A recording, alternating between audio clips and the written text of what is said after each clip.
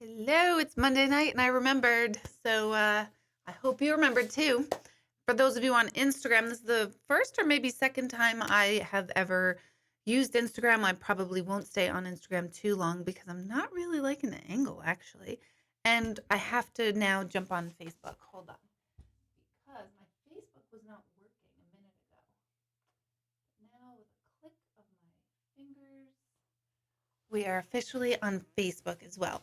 So if you are tuning in, I'm going on 3 different places tonight. I wonder if Instagram is live. It doesn't appear to be live. But anyway, if you're tuning in on YouTube, you will see a pink pop rocks looking thing behind me. And if you're tuning in there, you can chat with me. And I just want you to let me know who you are. Say hello. Let me know if this is your first time tuning in or if you've been a regular and where you currently are tuning in from. So if you're on Instagram, actually, Instagram totally just went off. Oh, there it is. Hi. I think I'm doing it wrong on Instagram. So one moment, please. Yeah, I don't know how to do the Instagram thing. I thought there was like an Instagram live that you could do, and I was attempting that. Oh, God. You know when you like pick up your phone and then like your chin is right there? That just happened to me. I don't like it. All right, now I got to cancel this. I'm sorry. Talk amongst yourselves. Give me a minute. Yeah, I don't know how that's going to work. So, all right, forget Instagram. That's a no. Oh, hey, Annie from Colorado. Hey, Kieran. Good to see you here. From Melissa from Rockland. Caitlin, hello. Susan, another Melissa. Christina, Grace. Let's see. Dragon Gal, which also known as Aisha. For those of you tuning in on Facebook, here's the thing. I always keep it screaming? No. I always keep it on. I don't know what the hell I'm talking about. Streaming. That's the word I was trying to think of. Streaming. I keep it streaming on Facebook. And if you're tuning in on Facebook, you see that ugly green thing behind me, which is the green screen that helps create the pink pop rocks effect on my YouTube channel. So you can stay viewing me from Facebook, and I totally appreciate it. But if you want to interact with me and ask questions about whatever we're talking about, that you have to come on to my YouTube channel because I can't really see that far. And I went through this last week. I don't want to wear my glasses for this. So I can't really see your words. Every once in a while, I'll see a name that's familiar with me and I know it's you because I can see and recognize the name. But if I don't, I can't really see it. So if you're on Facebook, you are more than welcome to join and continue viewing that way. But it is the more boring way, in my opinion. Because here, right in front of me, are my YouTube people who are tuning in right through my YouTube channel, which is Intuitive Medium Deborah Hanlon. And I can see all of your posts because I have the font like ginormous. So there you have it. There's that. So thank you, Kyle. And thank you, Kieran. And let's see. Thank you, Janine. Thank you, Carrie. This is good. I was waiting. I'm wondering if Cindy is tuned in. Thank you, Dana. My hairstylist, Cindy, is she here? If she's here, oh my God, thank you, Carrie. I love that. People are commenting on my hair, and I wasn't going to say anything about my hair, but now I am because you guys brought it up first. I literally just came from getting my hair done. So one, it's not going to look this way ever again until you go back to get it done because we all know how that is. And two, the stress I put my wonderful friend and hairstylist, Cindy, through is ridiculous because like 2 weeks ago, I saw my hair from like 5 years ago, maybe longer. And I texted her and said, hey, I think I'm ready for a change. And she's like, oh my God, I've been waiting for you to say that for like 2 years because you keep growing your hair all one length for 2 years and I won't let her touch my hair. So this was the day. And when I got there, I was like, yeah, I can't do it. Cindy, I cannot do it. Like, just color my hair and let me get out of this chair. And she was like trying to talk me in through things. And then she showed me pictures and we went through pictures. And as I was going through pictures, I kept finding Jennifer Aniston's head. And I'm like, God, her head is gorgeous. I mean, no matter what her hair looks like, it's perfect, amazing. So I found all these beautiful women with beautiful hair. And I was like, she's like, you could do that one. I'm like, oh God, no, I couldn't do that. I couldn't do that. And I was like, you know what? This is about 20 minutes into the discussion of whether we were going to cut my hair. She was so patient with me. And I realized that my shoulders were up here and I was almost in fetal position because I was like, oh boy, here we go. She wants to cut my bangs and she wants to like layer me up. And I just can't do it. So I was like, no, you know what, Cindy? No. My spidey senses, also known as my gut intuition, of which I rely heavily on in my life, is telling me, no, don't touch my fucking hair. Don't do anything. Just get me out of this chair. We're done now. Let me air dry for all I care. And then I don't know what happened. Then she made a suggestion and I was like, all right, I'll let you do that. And then I let her do a little more and I was like, all right, okay. So that is how we got to this. And I like it. But it also requires like curling, which you guys know I won't do. So next week, it's not going to be there. Although now this is annoying me. It's okay. So yeah, I wasn't going to mention my hair, but this is all for and from Cindy. So everyone should say hello to Cindy Franz. If she's not on here tonight, she will be later. And you can all give her a shout out. So, all right, let me see who else is on here. Hello, Dorothy. Hello, Marianne. Hello, Dee. Oh my God, Susan. Hello. Maria, thank you for the reminder today. Maria, because the last 2 Mondays, I kept forgetting that it was Monday at all. And so today, Maria wrote on my Facebook page, by the way, Deb, it's Monday, which means it's YouTube night. So for those of you who have not tuned in before, although I'm not quite seeing too many unfamiliar names, my name is Deborah Hanlon, and this is my opportunity to be able to interact with you and to have teaching moments. You can ask questions. I occasionally throw in the ability to ask me a personal intuitive question. That's not every week, and that's not the purpose of this show. Hold on, I see a hair right here. What's happening? What's happening? What is this? Oh, it's a curl. Okay. It didn't look the same from my view here. It looked like a spider. So, usually this show is more about generalized questions, bigger topics. And bigger topics, what does that mean? Who knows? I mean, I deal with the world of energy, personal transformation, inner blocks, when we can get over things. We talk a lot about grief. We talk about a lot about past lives, dreams, all of the typical stuff. So this is the opportunity for you just to like maybe gain knowledge from my point of view, my perspective. It's my intuitive view. Hence the name, over here. Hence the name of that show. There you go. So Halisha, hello, and Sandy, and Danielle. This is my romper room version. Hello, Missy. Hey, Pam. Let's see. Bonnie, did I say hi to you yet? Carolyn, hello. Jennifer, hello. Renee, hello. So a lot of usuals, a lot of my regulars here. And don't forget to click the thumbs up, wherever that is. Not put a thumbs up in the comments. I mean, you could do that too, but the thumbs up so that I get higher in the algorithms of YouTube land is really, truly what I believe that's all about. So what do you have on your mind, everybody? What's going on in your world? I've got nothing. I've got nothing but a new hairdo today.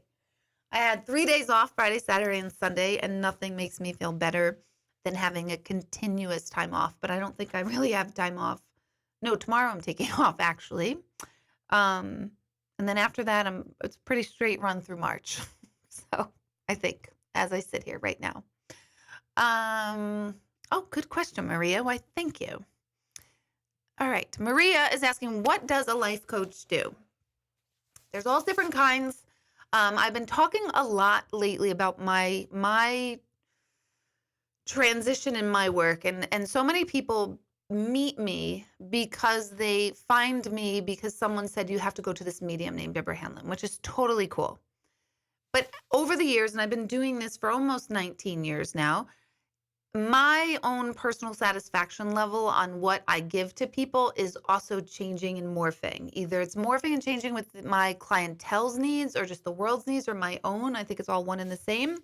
So I started off this whole journey, and I talk about my journey on life, that I was a medium, and I really believe inherently that we all end up becoming or doing work that solves or fixes or helps satiate or heal an early childhood trauma of some sort. So, in other words, if you were really, really bad in school, a lot of times you might become a teacher so you can heal that part of yourself that didn't have the right teachers. Sometimes I see often is if you had somebody who died that you were close to, like a grandparent or a parent when you were really young from a long illness, a lot of those people go into be nurses, physicians, physician assistants. You're in the healthcare field of physical healing. So along that theory, I was a medium because I had an early childhood trauma of my brother dying and an existential inner crisis of where the hell is he? Where did he go? So that brought about my whole life, the first act of my life of mediumship. And I think I was a medium looking so deeply for proof of an afterlife, and it's easier for me to prove an afterlife of someone else than my own people. So my life brought me on this journey to be able to be in the presence of proof, which is my book's name, of course, for that purpose, for the purpose of being able to heal my own questions about, is there consciousness after we die? And I get that proof, and I'm in the presence of proof every single day of my life. And it never ceases to amaze me, ever ceases to amaze me, the miracle of the fact that, yes, there is consciousness after we die. But now that I've kind of healed that within myself, I'm less interested in that aspect. So, yes, I still do mediumship. Yes, I probably always will to a degree, but my work and my joy is shifting to the living, because now with taking what I learned through mediumship, through my life's experiences, now I want to help the living, because we're all up, right? We're all a mess. We're all anxious. We all have stuff. We have blocks. We all feel like we need bigger purpose. We all have experienced grief. We've all experienced doubt and trauma and all this stuff. And I find that human journey super awful and super exciting at the same time. So at this point in my life, it's a really long answer to a basic question, but what is a life coach? My brand of life coach is now taking all of that, all that I've learned, what I've learned from the other side, what I've learned about empowerment of like, why are we getting ourselves so crazy here in this physical life when we're so much bigger than right now? So my life coaching is about how can we get you to the next level or layer of living and of awareness? How do we get people to break through your core beliefs and your old habits? And how do you start living more authentically, bigger, whatever that means to you? So that's what my brand of life coaching is. I can't really say, I mean, it will literally differ for every person. I have an unbelievable skill of being able to feel people, feel how you feel. I know what's blocking you. I can feel your thought patterns. And having that additional insight helps me, helps you see your own blocks and your own shit much faster. So the more I'm doing this, and this has been a good 6-7 years now that I'm really transitioning into doing much more of this. I have developed patterns and just techniques to do with people to help you just break out of, a comfort zone or whatever's going on with you, or grief cycle. I mean, that's a big part of life coaching too. So that is my brand of my life coaching.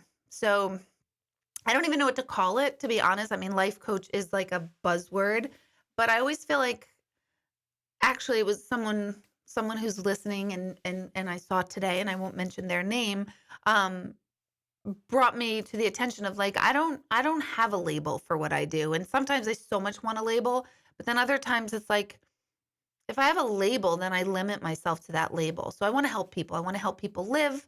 I want to help people grow and expand. I want to help people see that what they used to think was impossible is not, whether that's career, relationships, inner self, whatever it means. It's good. Grief work, connecting with the other side, connecting with energies, all of that.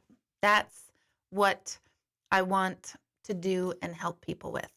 I've I'm so excited. I won't announce what places, but I've been asked to be guest speakers at pretty big and exciting venues coming up through the year. They're booked further out in the year, but um so people are starting to see that I'm not some psychic with like a fucking crystal ball and I'm a weirdo and a wacko because that's the common perception that people have, that I'm not that. That's not what I am. I'm the anti that. And there's nothing wrong with that, so I'm not bashing them, although like I am not that. So um, I don't think people got it, who I was. I hear so many times that like, oh, they hear if I'm a medium, I'm immediately a fraud. Immediately I'm a this or that. And I understand it's people's perceptions, but I'm tired of it. I'm done with it. I know that I can help people, and if I also know if I can't help someone, that it's bigger than I am. I have a group of people from actual medical field physicians to holistic healers and a catalog this big of additional people that I seek out to help my clients. So I don't need all the like, oh, yay, Deborah helped me. If I can point someone in the right direction to another person who can, that's what I want to do. Why? Because what else are we doing on this planet? Like, I have to live this small world right now, meaning I have to stay in the Hudson Valley for the most part because my kids are still growing up and I will not leave them. To travel and do all of that. So while I'm here, I have to keep my life semi small, not travel and not go big. But I find very little point to life, which sounds so depressing and horrible. Um, but I mean that in a good way. Like, for me, if I'm not doing something meaningful, if I'm not feeling like I'm contributing to someone else's happiness or purpose, if I'm not learning something myself or helping someone else, I really truly find no joy and pleasure in this realm at all because I know too much about the other realm. So that's why this is all I'm here to do until someday someone decides my time is up and I'm not physically here anymore. That's what I'm doing. So I'm talking about this more and more because that's exactly the way all my work is going in. And I'm happy it's starting to get recognized as such and not a limited, oh my God, she must be blah, blah, blah, this and that, which I'll always have, which we all always have. Everybody always has a, um, criticism about everything. My God, we saw that about the Super Bowl, which I will not talk about. And I'm not going either way on that thing. So please don't even comment on it one way or the other right now because we're just not going there. But I just find it like crazy how everyone's got such an opinion about everything. So let's move on. So that's my brand of life coaching. How does it look? I'm doing a coaching call. I think it was March 3rd, if I remember correctly, where people just sign on to the coaching call to hear me talk more specifically. It'll be very similar to this, about what my plans are, what you want, how this will work, what my different arrangements are for this program. Um, I believe in two models. One that it's like short and sweet, like real quick, like we do, few blast sessions and you go off and work on those things and then you come back months later to kind of check in. Um, and also a model of like a more extended time period of working together. So there'll be two different models. I will suggest one or the other based on what you're coming with to me. So what kind of issue it is. I would typically believe that something with grief would be a much more longer session versus a short and sweet, let's wrap this up, let's see what you got to do type of thing. I'm also big on accountability. I know I desperately need accountability in my life as far as, um, if I feel like I'm not going to be held accountable to something, I totally procrastinate things. So I know that when I've got someone checking in on me and like I've got work to do and someone's giving me personal work to do, it's like, shit, all right, I got to do it because I'm going to talk to her tomorrow. So I think having a life coach is also having that accountability piece, which I know for me is completely key. I wish I wasn't like that. I wish I just was self-starter, but I'm really not. I'm really not. I get the idea. And then I like sit on my couch with like chips or cookies. And I'm like, yeah, that idea would be great if only I'd start it, that kind of thing. So that is what my plan is for life coaching. Speaking, I go to offices, lead meditation groups. Just I want to get out into the world with a different spin. People knowing me for what I'm really, really good at. which makes me sound like I'm so full of myself, but I'll take it. I'm going to say, like, I'm good at getting people to see things. Good at getting people to connect with others and seeing people from other points of view instead of making that quick judgment. I'm good at that stuff, even more so than a medium, to be honest. Probably because I have less interest in mediumship, although I'll always have interest in mediumship. So this doesn't mean I'm stopping being mediumship. So, okay, let's see. Oh, Carrie Lynn, I was just like putting your question up. I think you can win. Does Helsinki have winning tickets? No. Helsinki, no, it's Cahos. Are you up in near Cahos? Because they do a whole like segment of winning tickets. And I believe we on our end are able to do a share contest. So coming up closer to my Cahos event in March. So those tickets are already on sale. I have no idea where they are. If like it's half sold, none sold, I have no idea. But that's WGNA.com, or you go to my website, click on calendar, and it's March 18th. And click on that date, and then all the information will be there for that one. And then Helsinki, I think, is the following week, if I'm correct. Okay, so Janine, the deceased can see future, right? So can they see when we are leaving this earth and joining them? Yes, absolutely. They absolutely positively know when we are leaving. They most likely will not tell us this. Most likely. One, I always say I don't want to know when anyone's going to pass. So I have no intuition, nothing about that. It'll never come through in a reading because them on the other side, I hear many times, especially when a parent has a child who passed, they a lot of times come in very upset and angry with their own parents because it's sort of like, well, why didn't my mom prevent my son from dying? What's that about? Why didn't they step in? And they can't. None of us can stop our day, our time. Nobody can stop that. There's a day and a time when we all go, and not even anyone on the other side can prevent that and stop that. So they normally don't tell us when that's going to be, but they absolutely do know when that is. And as soon as we pass, we also realize, like, oh my gosh, this was my day. I get it. Okay, now I'm okay with it. That's why people say, like, okay, I'm not upset that I died because I'm 100% clear with this was my time. We here suffer that whole thing. Like, no, it wasn't their time. It wasn't their time. We play the woulda, coulda, shouldas horrible game. So that's on this side of life and death. Okay, Dorothy, this is an important point. I get that many people don't get or understand that a loved one, child has passed. Lucky them. I get it. I guess this is why they act differently now towards the living parent. Yes, I hear this a lot. Growing up, I heard this a lot from my own parents that once somebody has a child who dies, and I try not to say the word like lose a child, only because my father freaks out when people say, oh, you lost a son. Because he's like, no, I didn't lose my son. He died. If I lost him, I'd still be looking for him, which kind of gets me all tense and tight that he responds like that. I'm not going to lie, but it is a different point of view that I never thought of before. And he does hold it. But I digress. So yeah, they would always say, my parents would always say, like, they could see in shopping stores, like they would see someone purposely avoid them. And here's the thing, your discomfort is not reminding parents that their child has passed. They live with that every second. So you can go up to someone who had a child who passed and you can say, I'm so sorry. I don't even know what to say, that I feel so useless. And I don't even, I can't get it out of my head, or, share a story about their child. Do something other than the whole runaway thing. Really challenge yourselves. For those of you who are on the other side and you can't relate to that, one, my God, we're so grateful to that. But at the same time, challenge yourself a little bit. You don't have to run away. In fact, address your own discomfort. You could say, I feel like an idiot. I don't even know what to say. That's even better than avoiding and pretending like nothing's happened. So thank you, Dorothy. That's super important. Oh my God, Kyle, you're sorry you could see my thought patterns.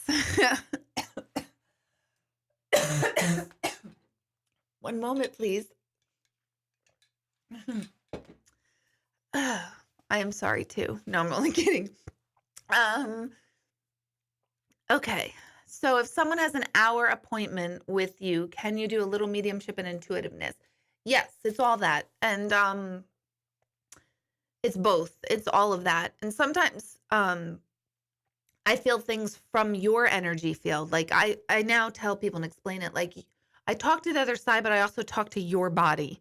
Meaning like I tune in and plug into your energy field and I feel certain things that are stuck, whether it's emotional stuck or um a mental stuck or an old memory that keeps playing around in your body. It's not even consciousness. You're not even aware of this stuff. I could feel things. So mediumship sessions are both. They are. And sometimes, like, a person on the other side will be talking about, oh my gosh, just congratulate them on the new job. So then I go into this energy field into your body using the chakra system to go, oh, what kind of work did they do? Or when did they get this? So they'll say something that prompts me to look into your body to help me get the information. And if your body's not giving me information and they're not giving me information, then I just say, oh, they said congratulations on this new job, and I'll have no idea what the new job is or when it happened. Other times I'll be like, oh, they're saying to go after this job. And then I go, okay, let me see when this is coming. So it's twofold, always. Sometimes I'll say to you, I have no idea who's telling me this. I have no idea how I know this. This is just what's coming through. So, yes, both mediumship and intuitiveness.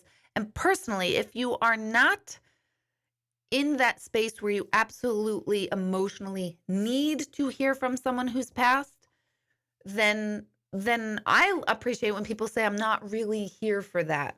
I'm not really here for mediumship. I'm okay with my people. And believe it or not, most of my clients start off as people who, nope, I need to hear desperately from so and so. And as years go by, I start to see them go, no, I'm good with that. I'm okay with that. I know they've passed. I'm in a different place. Now I want to know about this. So that's the whole process that's happened. Oh, thank you, Robin. So much more than a medium. Thank you. I hate the term medium. I hate the term psychic.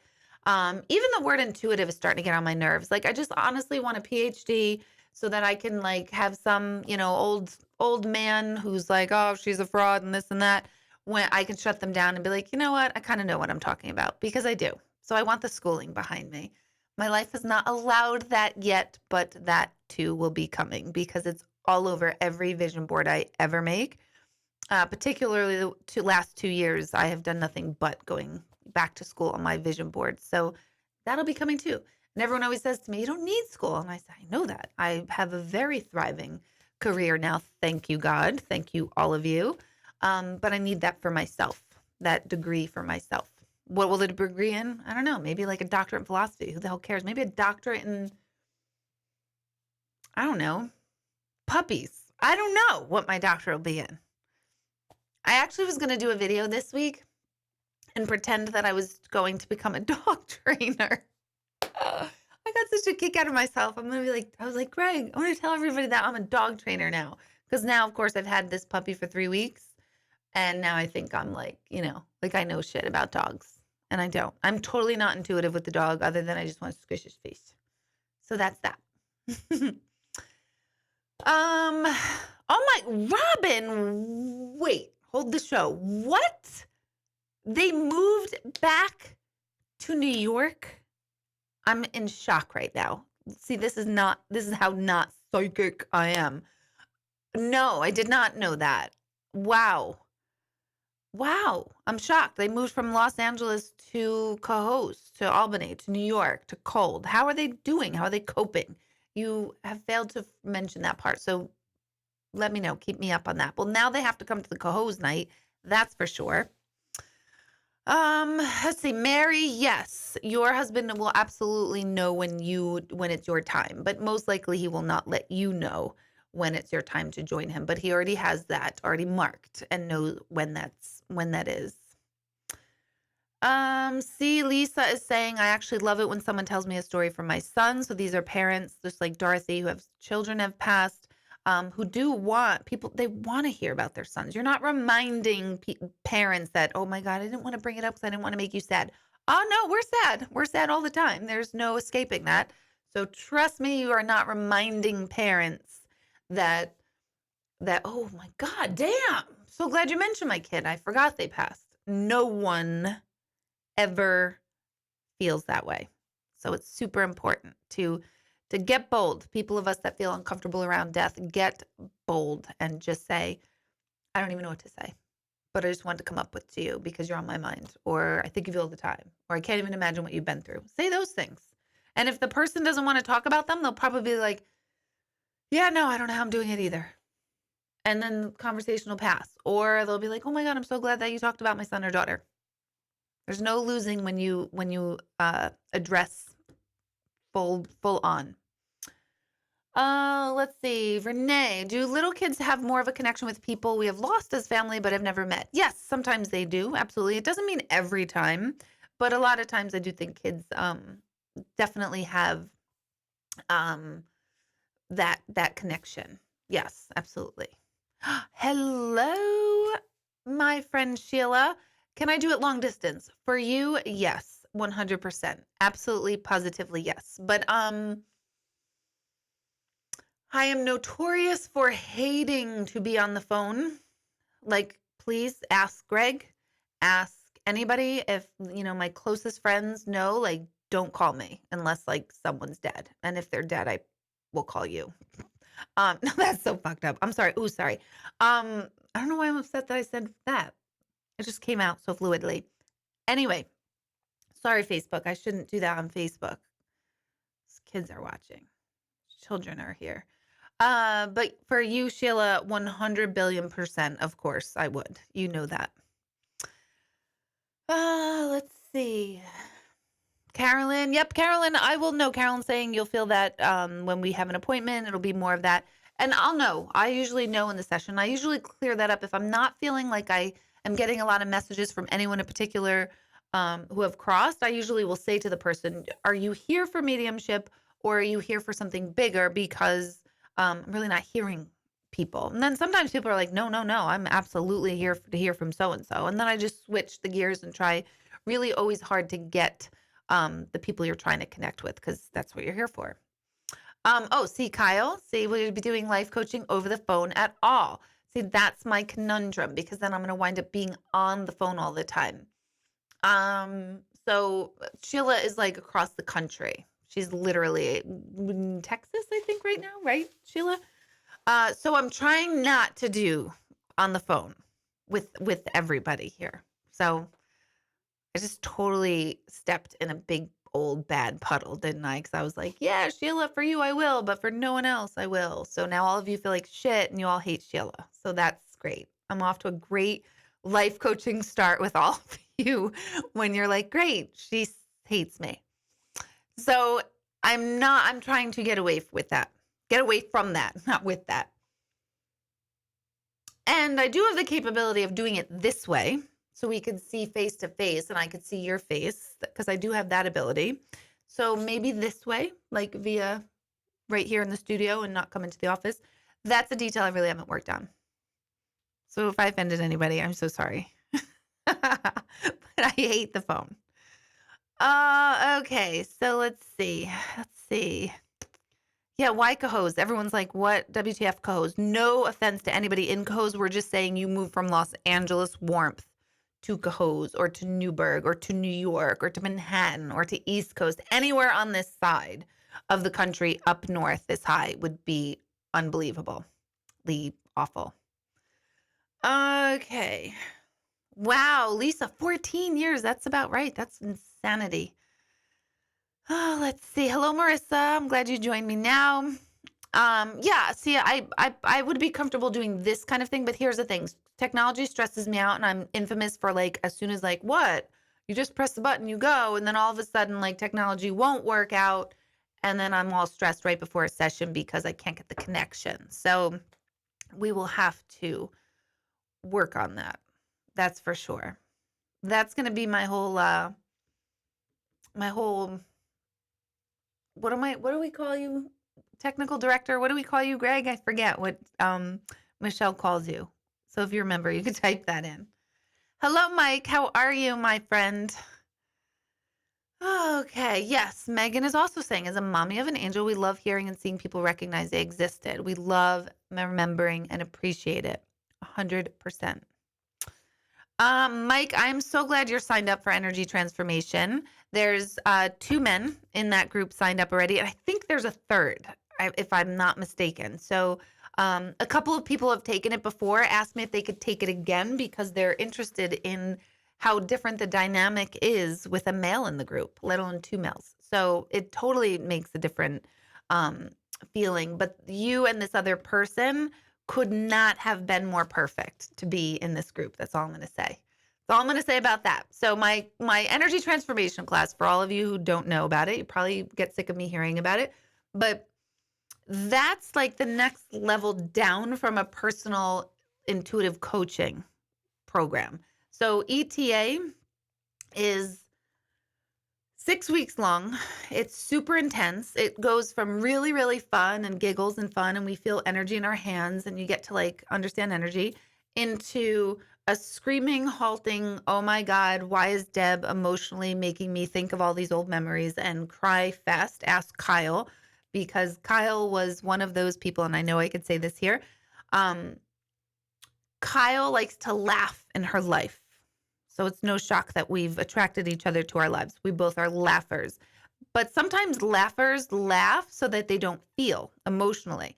And Kyle, while she feels emotionally, she definitely didn't publicly do that. And I'll never, ever, ever forget the moment of a particular exercise we do in ETA where she just, all the emotions just came flooding out. And it was just, I felt literally like, oh, thank you, God, that all came up and out, and here it is. So, it's somebody called it an emotional bloodbath, which I think is a little extreme, personally, but it's a tough time. It's a tough time, and then we come back out of it with like a cleansing and a clearing within ourselves. So it's 6 weeks long, super, super, super intense, fun. And for me as the facilitator, the greatest thing for me to see is 15 strangers entering into a room. You don't know anyone. I don't let people take it with anyone you know. And you walk out in the 6 weeks, and at first you're like, no, I'm never going to be friends with these people. I have nothing in common. And you even hate and judge people and the whole thing. And by the end of the 6 weeks, you're like, oh my God, how did my life like not have these people in it? Because you become so close. So that's coming up March, 18th, I think? I forget. Cough that doesn't go away. It's fun. It's the coronavirus. I have the coronavirus, everyone. Not to be dramatic, but I've got corona. One moment, please.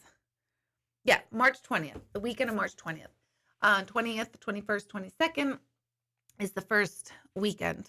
So I think I have 5, maybe 6 people signed up for that. People have asked me from years ago, because those of you who took it first time around, like 5, 6, 7, I think years ago it was, it's totally changed. It's totally like even more intense. So you could take it again. I've had people take it over and over. So that's coming up. Highly recommend it. Let's see. Kyle's super offended.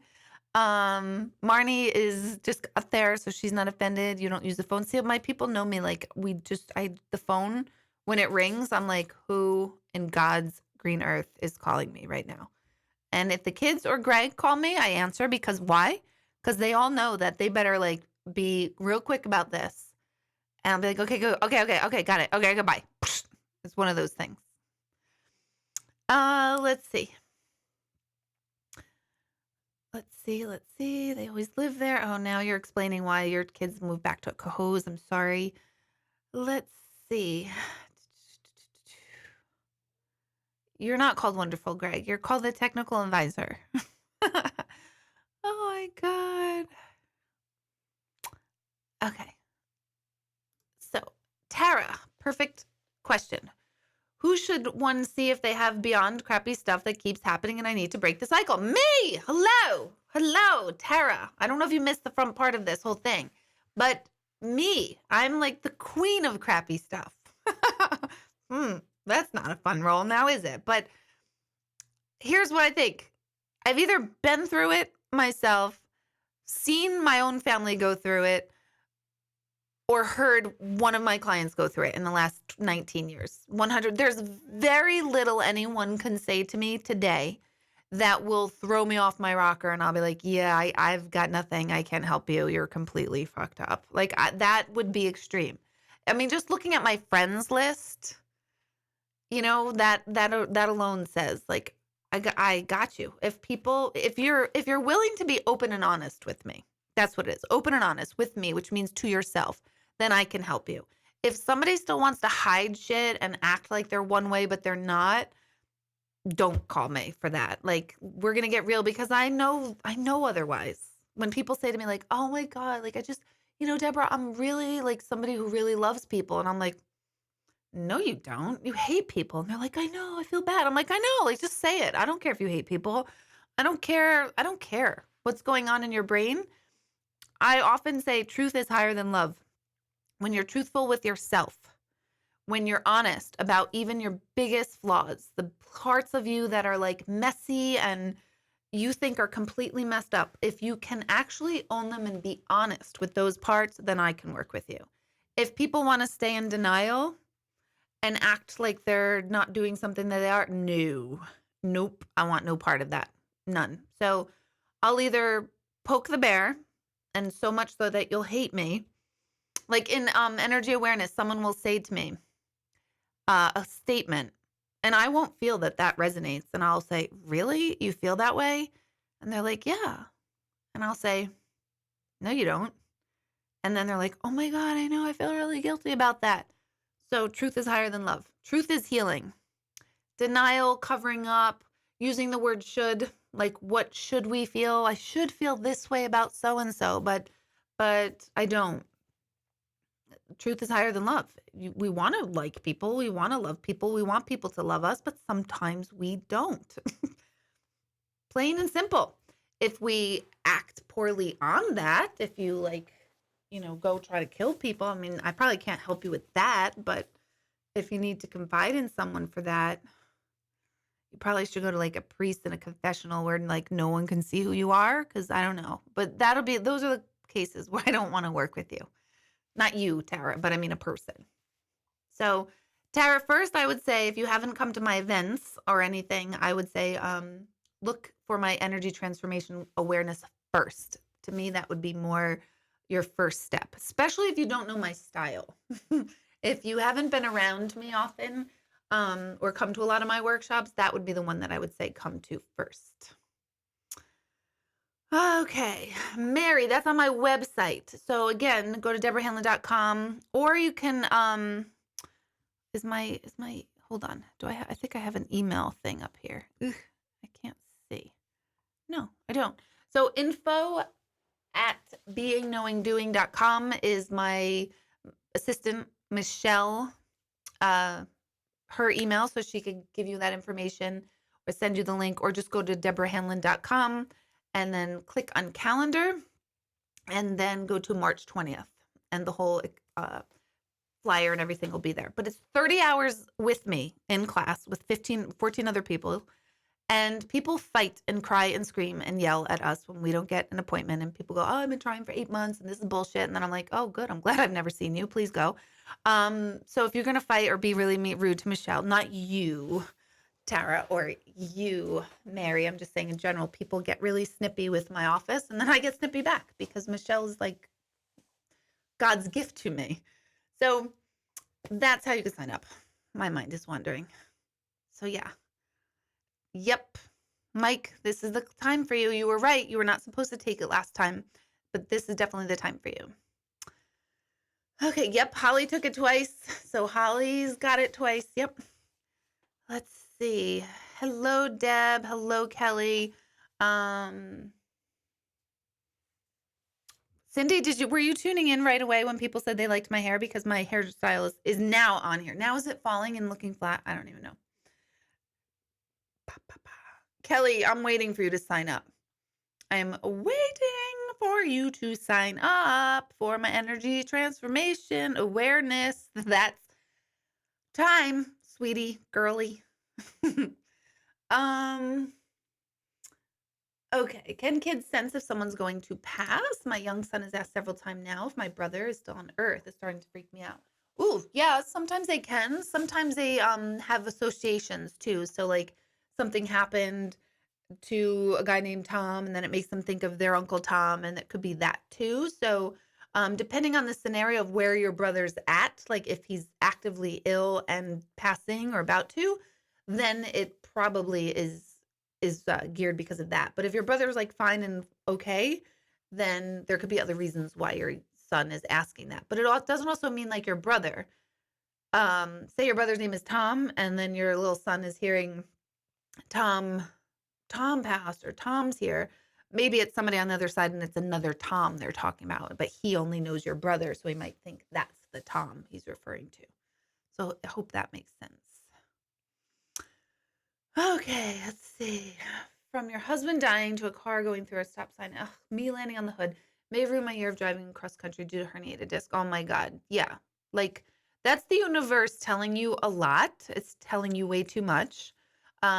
But there's, you know what? There's a shit ton more behind all of that. This is kind of like the final act of the first, 2 decades of your life, if not 3 decades of your life, Tara. Um, okay, let's see. Shannon, good. Hey, Shannon, how are you? Is there a best time to come see you after losing a loved one? Is there a time frame of waiting? No, there isn't. Sometimes people come through a little more quieter, within that 6 to 8 weeks after they passed. So I usually tell people you might want to wait that time period for about 2 months after they passed. But even that, I've read so many people with that time frame, so it's not a absolute with me. But every medium is different. Um, so everyone's different. For me, I would say wait at least 2 months after they passed. I think they're the loudest that first week after they've passed. That's when they're like literally sitting in the room with us. And then I kind of lose them off of my radar from that time until about 8 weeks later. I don't know why. I don't have an information or a reason why, but I know, like I said, I read many of you and your people within that time frame, and they come through loud and clear. So it's not an absolute. Tara, if you absorb other people's crap, you need energy transformation awareness. I can tell you that. Definitely look at that course first before individual coaching or something like that, because I'll show you exactly what that is. And it's not other people's crap. It's your crap that you can identify with, but we can't deal with when it's our own because it's too painful. So then we make the connection that, oh, so and so's crap is mine, or I'm feeling so and so's crap, but really you're feeling your crap that is getting mirrored or bounced off someone else around you. These are technical terms too. Crap and shit and all that. Oh my goodness. Yes, Marnie, past life regression is definitely a big, big, big deal here. Oh my God. My sister wants to come back to haunt us after she passes. Can we plan this now? She's a treat. You'd love her. That's pretty funny, Michelle. Sure. She can plan this now. Sure. But she can only haunt people who are like ready and like totally excited um about getting haunted. But you could plan that. Actually, I think I said something to Greg the other day. Didn't I say something to you, Greg, the other day when I was like, okay, if we die, or what's going to be our sign to each other when we die? And I'm like, how could we have been together almost 9 years and I've never had this conversation with him? Like, what would we say? Like, what would a medium say if I died? And be like, well, we all know what they would say. They'd be like, does she curse a lot? Does she like the F word? And that's how you're all going to know it's me. That's the first thing. Tara, you lost your husband's wedding ring. You told me you would find it in 2019. After 3 years, you did. Awesome. I love to hear that because people write to me all the time about missing jewelry mostly, but missing items. And I always get that sick feeling because I really feel it. Like, no, they're going to find it. And then if I don't hear from them, I'm like, oh, maybe they didn't find it. So it's nice to hear that when you guys do. Let's see. Da, da, da, da. Da, da, da, da. Hold on. Burn. Yes, girl. You have to. Didn't you? You did this class. Bernadette. This is you, right, Bernadette? My little Bernadette? Um, didn't you take it already? I feel like you took it. You could take it again, but I feel like you took it already. Pat, did you sign up for it? That is awesome. So I'm happy to see that. Oh my God, Debbie, Rick. Yep. Please have him sign up. This would be a great one. Oh my God. When I'm looking over the list in my head, this would be a good one for him because I know what's already coming out with Rick. And there's a little bit of a little bit meaning a lot of bit of a parallel with a couple of other people. So yeah. How did I meet Michelle? Oh, that's a cute question. I love that. The universe. This is one of those universe stories. I have been on the radio, Q92 in Poughkeepsie out of iHeartMedia, since 2011, 2012, somewhere in there.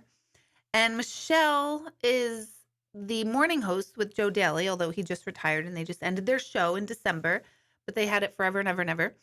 And every morning that I would go on the show, while I'm on with Joe, Michelle would go and do other tracking and commercials and all that during my segment. So we would always say hi to each other in passing. But we never got to spend time with each other because, like I said, I'd pop into the studio, she'd leave.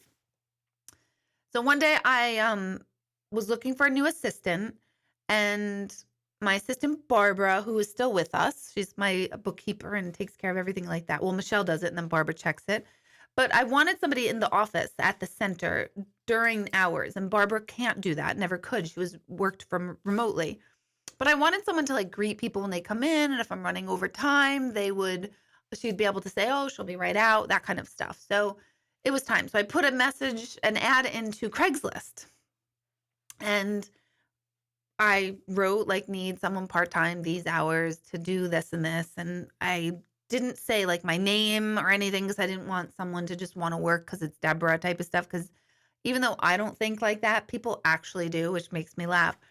So I put that ad on a Tuesday into Craigslist. I'm on the radio Wednesday morning. By Thursday, I get a message, or Friday, Thursday, I get a message in my inbox on Facebook from Michelle Taylor. And she says, "Oh my God, right after I left the station on that Wednesday, she didn't see my thing in Craigslist." Well, did she? No, she didn't see my thing in Craigslist. She says to Joe Daly, "God, I would love to work with her. I would love to work with Deborah." Right? Who the freak says that? Then the next day she sees in Craigslist a post, and she's like, "Wait, Deborah, this is your email. Is this you?"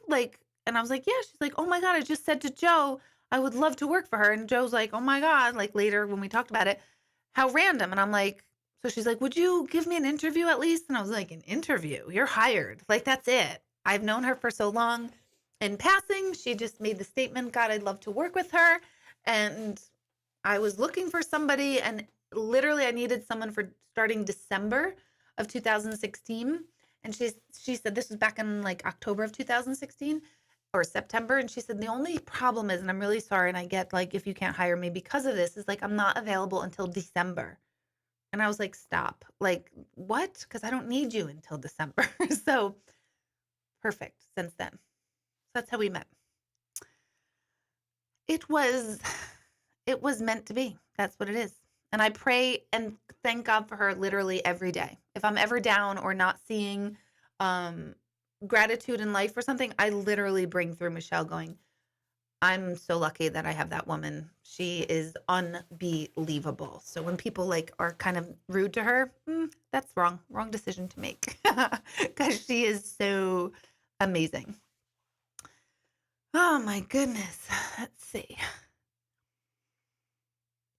Deb picked up a friend of ours just a week after her passing. Believe in what she said. Oh, thank you, Kathy. How are you? I was thinking of you actually on Wednesday night, because I have another woman who's a lot of times on here. I haven't seen her name yet, but she very much reminds me of you, and you and Jim's dynamic is very much what she and her husband had as well. Oh, let's see. The date for Cahoe's Gallery is March 18th. Oh, Eileen answered it already. So they have to go. They totally have to go. Dorothy, I would I would definitely I would start with ETA.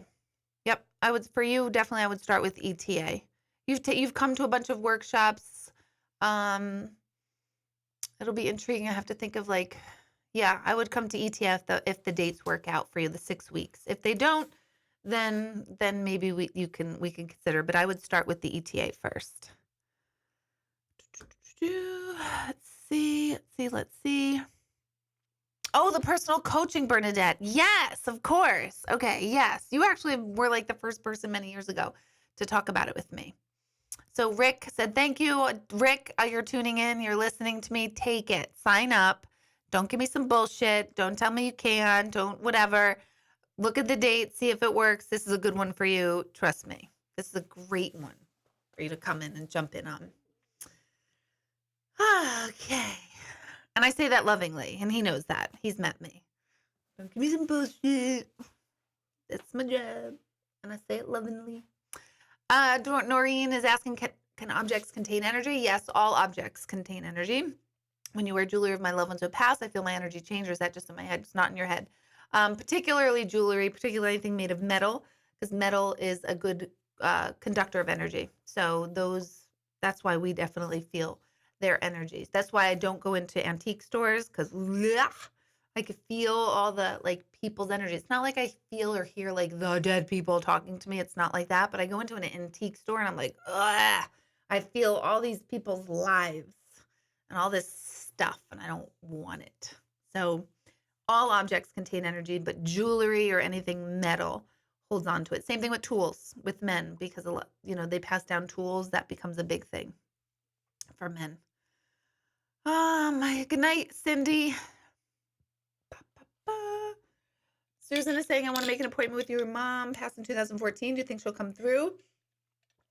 Doesn't matter when they've passed. But if she was like, I can never say to someone, yeah, definitely your mom will come through, because I don't know. And I can never make that guarantee. Although it is rare, it definitely has happened, or happens regularly, where someone I can't get to talk enough, or someone is talking over others. And I try my best to like make some people be quiet in a session and others not. It's so not up to me. So if your mom was a good conversationalist and talked a lot, she would most likely come through. If she was very private, very quiet, very shy, she might be a little harder to hear. Just saying. Ooh, Yvette. After watching the Super Bowl, I was curious how some people are born with certain talents, like being able to sing, dance, play professional sports. How and why are certain people chosen? That's a fantastic question. I think there's a few people in the world that are granted natural ability at things. And then on top of a natural ability, there needs to be a natural curiosity and desire to do those things. So you could be born with a voice, but if you have no desire in singing, you're not going to develop it. So it's going to still might be pretty, but it's not something you feel interested in doing in front of people or doing for others or sharing with the world. It might be something you just want to do for yourself.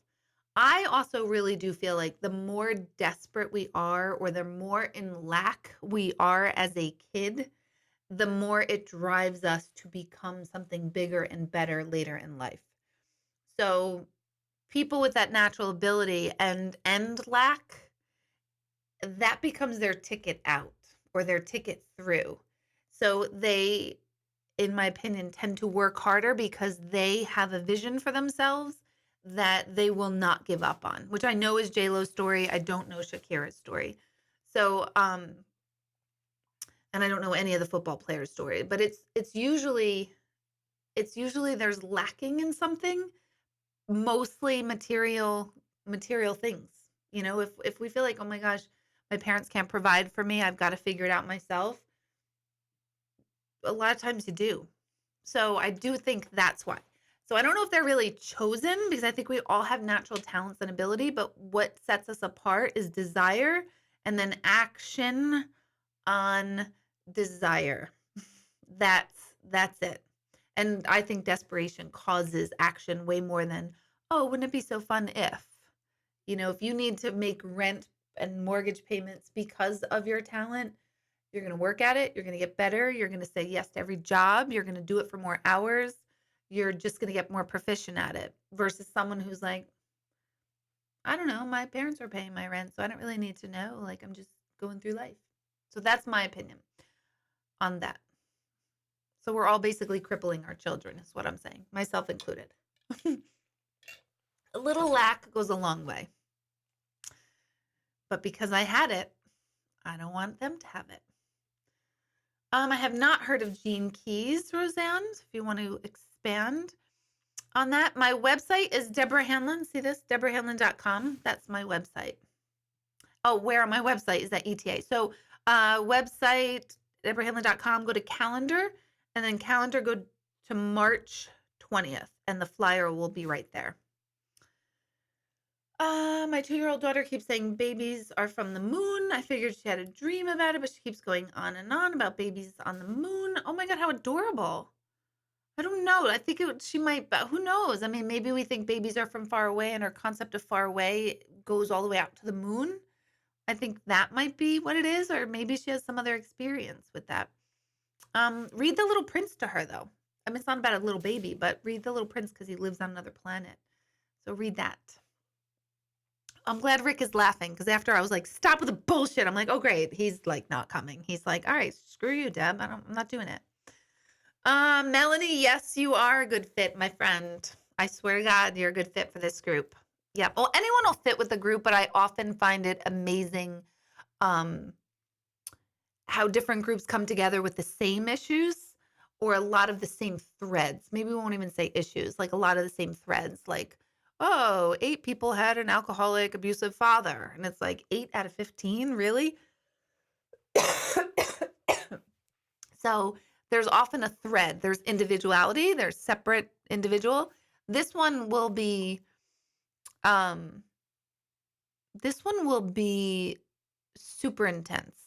Well, they're all intense. That's so stupid for me to say. They're all intense. But by seeing what the list is now, and I have 2 other people that I'd like to get on the ball for it, then we'll see. Kieran, if you're still on, I really would love for you to do it, but I think you're just going to be away at college. It's March 20th. I think back and forth weekend-wise will make it hard for you. So we'll have to wait until another time. Let's see. D, I'm excited too about it. Thank you. Let's see. 100 times a day you have premonitions, whether they're immediate or not. I have them. Can you fine-tune me? No, but I can't fine-tune you, but I can help you fine-tune yourself. Yes, for the most part, yes. I have intuitive development class. I have intro to mediumship starting again. It's a 6-week thing. You could join in 1 class or take all 6 in May. First Tuesday in May, every Tuesday through May, and then the first 2 in June at night. So it's 6:30 to 8:30, that class. It's not on my website yet. I just added it yesterday to Michelle, so she'll be putting it on the website soon. So yes, I can help you figure out how to tune it, how to shut certain things out, how to stay grounded. I would recommend starting to come to meditation groups, which it meets this Sunday night at 7 p.m. If you are local to me, my center's in Newburgh. I would start there for that, and then you can learn how I work and see if my style is right for you in group settings. And then from there, I would take intuitive development classes, which will be, well, intro to mediumship is an intuitive development class. And then intuitive development usually comes in June, although we're going away in June. We haven't been away in a while, and we are going on a really wonderful trip. I'm not saying anything more about that, but we'll be away in June. So maybe weekends in May, and definitely July and August. There'll be intuitive development stuff. Okay. Maria, I would love for you to take this ETA. Oh, Greg is saying, what about online classes, Deborah? Oh my God. I know. I need to do online classes. I created an online class about how to raise your vibration, right? I've done it. It's already done, ready, sign, seal, deliver. I just haven't put it up. It's been done for, I don't know how long that's been. A year? Has it been done for a year? I don't know. But yeah, I have not um we just haven't gotten it out to the masses yet for one reason or another. Maybe it's timing. I don't know. Here's my thing with the online classes. I love it. I love the premise of it. It's very much like this. I think this is my background or something very similar to it. Um, and I walk you through exercises.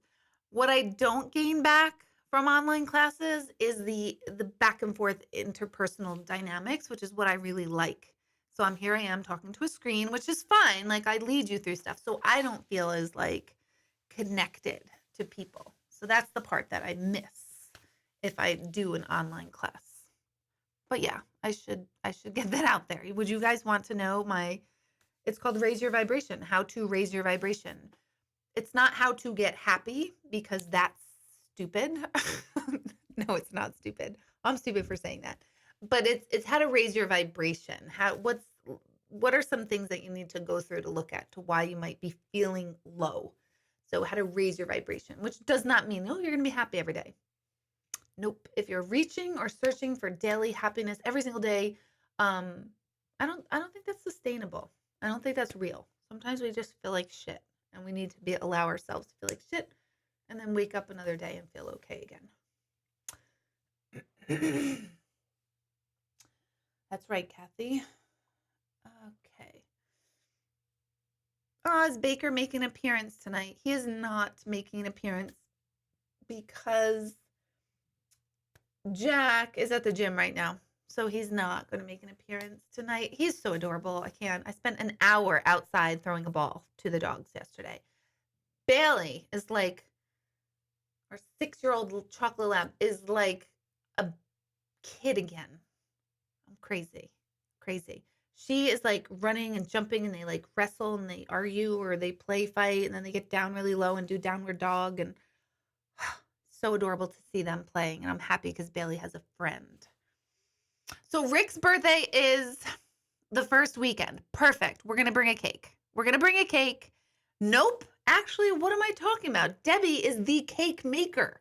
Debbie, every year, everybody always brings me this most amazing, ridiculous, humongous, homemade, delicious cake every year. So, Deb, you're going to make Rick a cake. And unless you say no, and then you're exercising your right to say, no, I'm not doing that. We're going to make a cake. We're going to celebrate Rick's birthday and the first step of his life. That's what we're going to do on the weekend of March 20th. And Greg's birthday is March 19th, the day before I begin this. Wouldn't it be great to have Greg take ETA?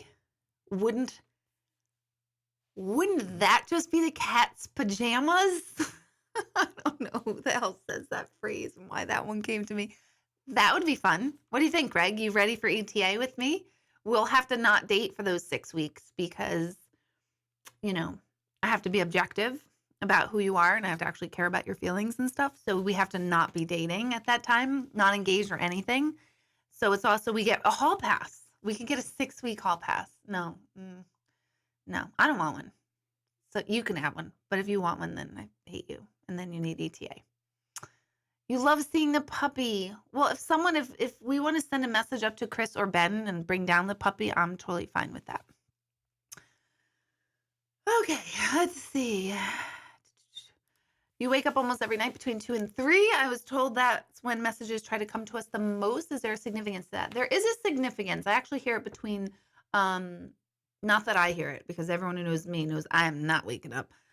Between 4, like before the sun rises. And that's been a thing for like thousands of years that is a very quiet time. So maybe between 3 and 5 in the morning is a very, I forget the term they call it in yoga.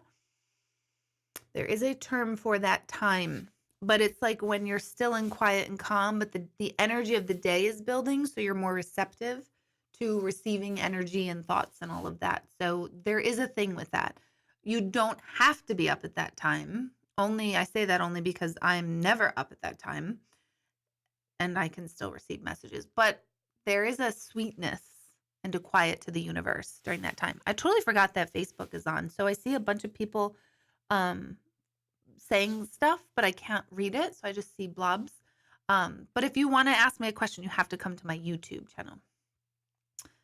Marnie, I hope you can too take the class. Okay, do Christina's writing a great question. Which sounds like none of you else are asking great questions, just Christina. But do you think your ethnicity has anything to do with your past lives or anything in general? Nope, not necessarily. No. Um, okay, I can see a flip side of what you might be asking too. So, um, I thought you at first I took it as your ethnicity as whether you believe in it or are exposed to it. So no, but then I realized, wait, are you saying like um uh I'm trying to even think of like if someone's born African American, no, if someone's born white now but was an African American another lifetime, uh nope, that wouldn't be it either. But to experience what other ethnicities have gone through, yeah, that could be a possibility for sure, where you're triggered by a certain race and therefore you become that race, or you've mistreated a race, therefore you then become that race, so you understand what, how horrible you are if you have mistreated a race simply because of their race or a person of a certain race. So yeah, I think you're right. If you're, um, yes, if you mean it in that regards, yes, you're right.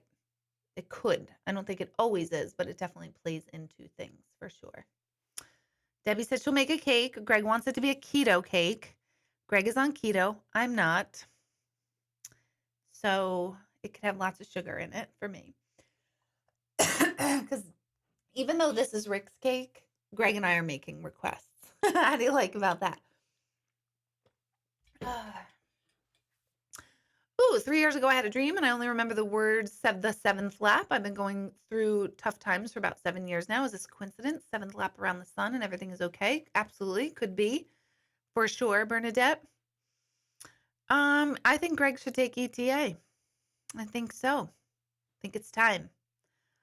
Greg, you must be a good man. My dad's birthday is March 19th and he'll be 97, just a few years older than you.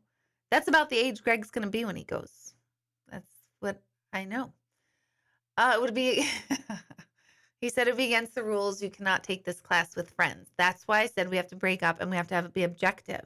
And I could do that. I could completely pretend I don't know you and I can find the areas in which you need to improve your life so that you can have a positive, wonderful, loving relationship with the woman of your dreams named Deborah.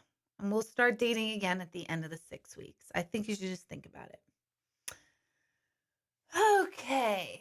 Does having a strong belief in God or higher power make it easier, better to connect with those who have passed? Yes. Yep. I don't know if you need to have a strong belief, but a belief at all, yes, because um, the mind will not really want you to connect or talk to something that it can't understand. So belief in something or someone creates a level of understanding within the mind. So I do believe they have to have a strong belief in the unseen of some sort, which typically we call God, higher power, or universe. So um, yes, I do think it's makes it easier to connect. Having said that, there have been many people who have no belief in whatsoever, and they have had connections. So I don't think it's a 100%, absolute thing. Okay, let's see. Oh my gosh, I'm so happy to hear that, Sean. So you're overly excited now. I love overly excited. So come 7 o'clock, even if you get nervous, 7 o'clock Sunday meditation. Show up a little bit earlier. We sit on the floor on yoga mats. If you have one, you could bring one. If you don't have one, I have plenty at the center. Or sit in chairs, like just regular folding chairs, with a little bit of cushion on them. So I want you comfortable. That's the big thing. Very, very, very, very like laid back. It's $10 to come. You don't make a reservation for that. You just show up. Most people come by themselves. So sometimes people say, oh, I want to go, but I have no one to go with. Everyone's coming by themselves. For the most part, people are going by themselves. So don't feel like you're going to be out of place sitting there by yourself, because you won't. And within, I don't know, the first 10 minutes, you're going to feel like you've been there your whole life. I promise you, because the way I am now, I'm jacked up on everyone else's in the room's energy. So I'm even more like like JoJo the Circus Clown. So it's usually a lot of fun, a lot of it's profound, but it's fun and it feels safe. And I know that sounds silly, but that's a word that people say all the time. Like, I feel so safe here at the center. And that is the intention that that center is built upon. It's emotional safety, spiritual safety, whatever that means to you. Like, you could say or feel or believe anything, and this is your place. So good, Sean. I'm glad you're excited. Let's see. My kids keep referencing my parents lately. They never knew my mom. My dad's gone a couple of years. Are they trying to connect with my kids or me? Well, it sounds like a lot's going on. So there might be like a lot of people talking. This is more of a personal intuitive, but so generalized, it feels like there's a lot of talking about somebody's death or someone's dying right now in your house, which is bringing this to the forefront um of their connection and thought process. So it sounds like that's in a nutshell. Sounds like that. Kelsey, how do you teach a teen to let go and de-stress their mind?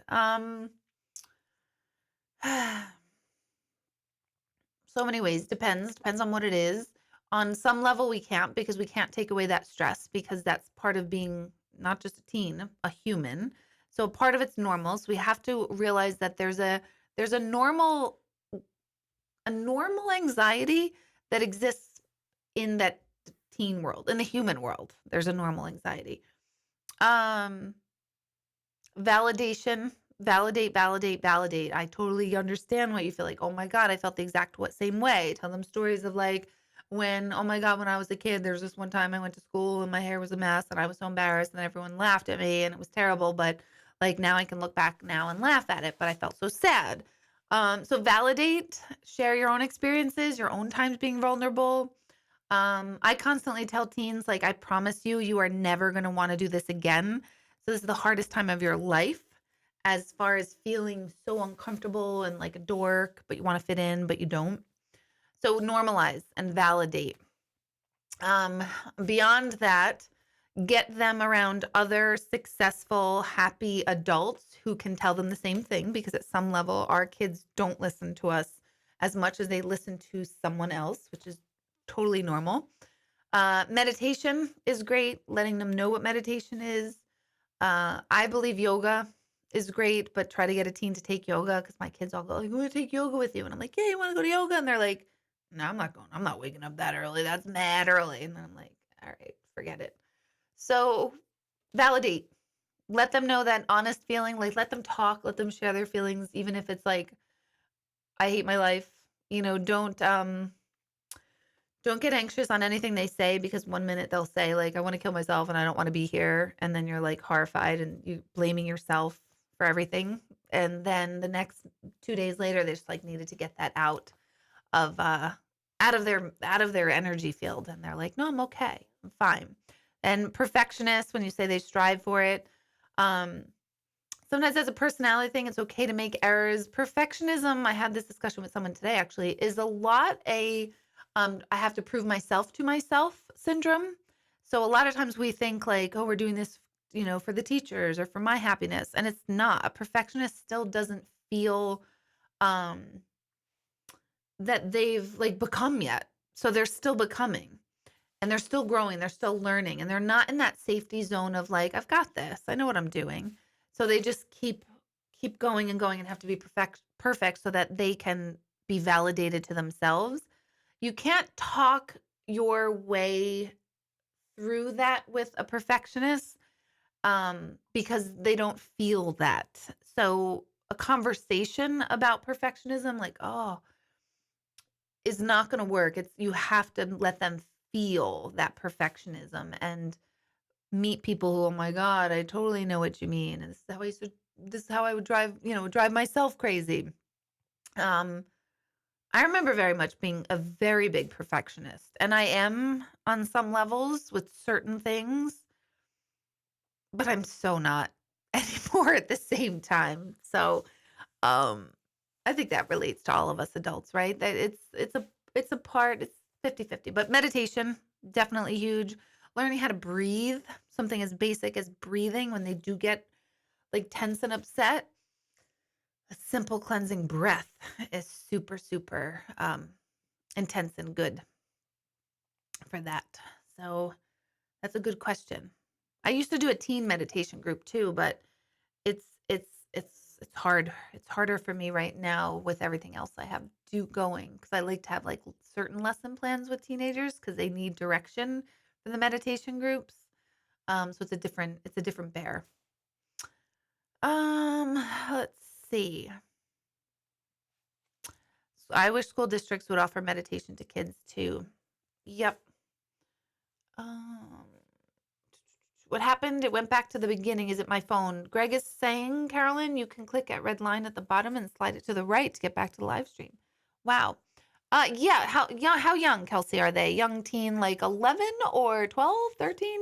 Or are you talking like 15, 16? 15, 16? Totally. They could totally come to my meditation class. If they're any younger than that, you might want to come first so you see my style. I am not typical. I will be dropping F bombs or, I'll be saying things just as it is.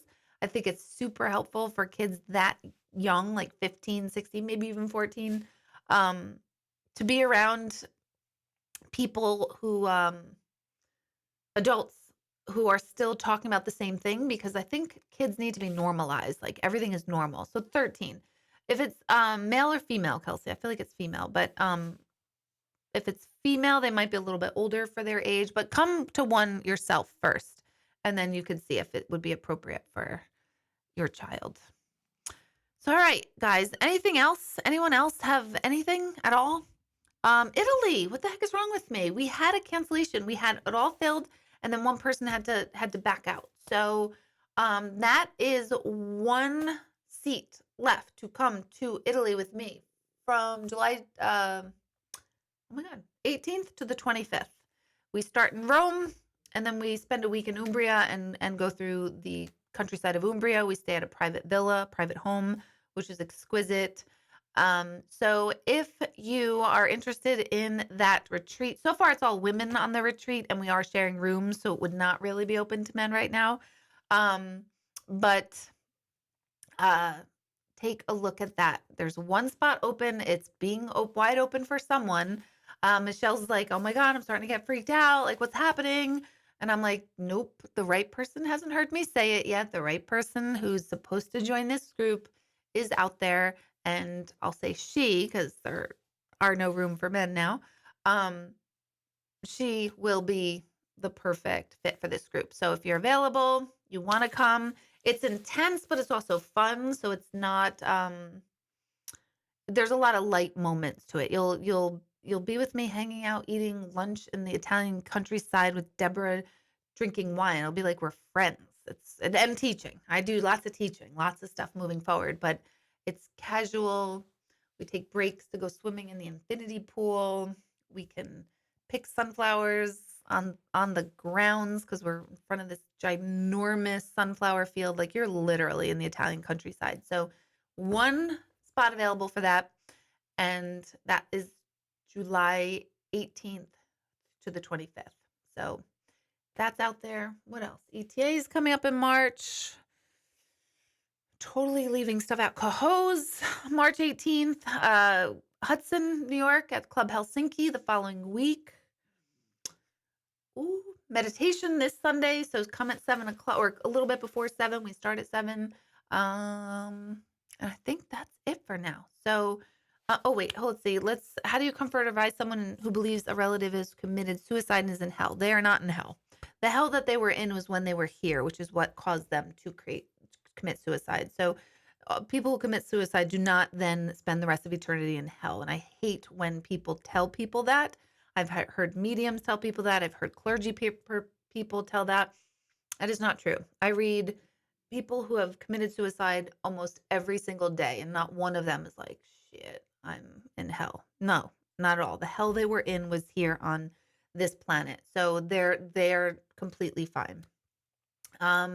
And maybe to help, if that person is available or open to a session with someone who won't make them afraid of this, then maybe a session so that they could hear from the loved one themselves to hear like, no, I'm really okay. I'm fine. Um, Yes, yes, Grace, your dream vacation. It's such a good group. Another group. I like people. I really do. Well, I like humanity. There's certain people I don't like. No, nobody here. They're usually my family members that I don't even like. But um, that's kind of a joke, sort of. Not most of my family, just some. So I think that's it. I have a long, exciting, good day tomorrow. Well, not exciting, but I have a good day tomorrow. Spending the day in the city with a couple of friends. Um, and that's a good thing. So every Monday night, 8:30, come back here, tune in. The best way you can remember is by subscribing to my channel. So just click subscribe. You're going to get one notification a week. Don't forget to meet Deborah. She's coming on in 2 minutes. I think it's or half hour warning. I think it gives. You could do it anonymously too. So it's not like, I know a lot of people like, oh, I don't want Deborah to know it's me. Then make up a fake name and so sign on. So I don't see emails, don't see any of that stuff. So sign on. Don't forget me a thumbs up. Enjoy the rest of your week. Um, do I have any parting words of wisdom for any of you? No, not really. No, just kidding. Just breathe. Just breathe through the week. And I hope I see you guys on Sunday. So thank you very much, Lisa. See you all soon. Have a good night. And thanks for joining me. Good night.